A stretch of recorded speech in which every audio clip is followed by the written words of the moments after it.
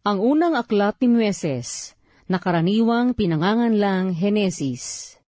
Henesis Kapitulo 1. Nang pasimula ay nilikha ng Diyos ang mga langit at ang lupa. At ang lupa ay walang anyo at walang laman. At ang kadiliman ay sumasa ibabaw ng kalaliman. At ang Espiritu ng Diyos ay sumasa ibabaw ng tubig. At sinabi ng Diyos, magkaroon ng liwanag. At nagkaroon ng liwanag. At nakita ng Diyos ang liwanag na mabuti. At inihiwalay ng Diyos ang liwanag sa kadiliman. At tinawag ng Diyos ang liwanag na araw, at tinawag niya ang kadiliman na gabi. At nagkahapon at nagkaumaga ang unang araw. At sinabi ng Diyos, magkaroon ng isang kalawakan sa gitna ng tubig, at mahiwalay ang tubig sa kapwa tubig. At ginawa ng Diyos ang kalawakan, at inihiwalay ang tubig na nasa ilalim ng kalawakan sa tubig na nasa itaas ng kalawakan, at nagkagayon. At tinawag ng Diyos ang kalawakan na langit, at nagkahapon at nagkaumaga ang ikalawang araw. At sinabi ng Diyos, mapisan ang tubig na nasa silong ng langit sa isang dako, at lumitaw ang katuyuan, at nagkagayon. At tinawag ng Diyos ang katuyuan na lupa, at ang kapisanan ng tubig ay tinawag niyang mga dagat, at nakita ng Diyos na mabuti. At sinabi ng Diyos, sibulan ang lupa ng damo, pananim na nagkakabinhi, at punong kahoy na namumunga ayon sa kanyang pagkakahoy, nataglay ang kanyang binhi sa ibabaw ng lupa, at nagkagayon. At ang lupa ay sinibulan ng damo, pananim na nagkakabinhi ayon sa kanyang pagkapananim, at ng punong kahoy na namumunga, nataglay ang kanyang binhi ayon sa kanyang pagkakahoy, at nakita ng Diyos na mabuti. At nagkahapon at nagkaumaga ang ikatlong araw.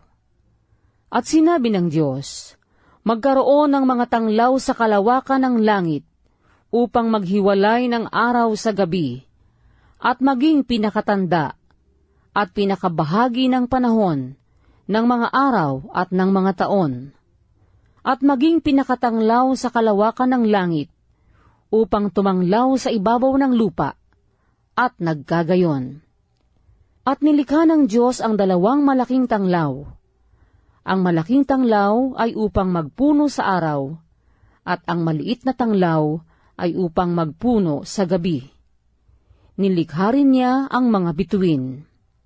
At mga inilagay ng Diyos sa kalawakan ng langit upang tumanglaw sa ibabaw ng lupa, at upang magpuno sa araw at sa gabi, at upang maghiwalay ng liwanag sa kadiliman. At nakita ng Diyos na mabuti. At nagkahapon at nagkaumaga ang ikaapat na araw. At sinabi ng Diyos, bukala ng sagana ang tubig ng mga gumagalaw na kinapal na may buhay, at magsilipad ang mga ibon sa itaas ng lupa, sa luwal na kalawakan ng himpapawid. At nilikha ng Diyos ang malalaking hayop sa dagat, at ang bawat may buhay na kinapal na gumagalaw, na ibinukal na sagana ng tubig, ayon sa kani-kanyang uri, at ang lahat na may pakpak na ibon, ayon sa kani-kanyang uri, at nakita ng Diyos na mabuti.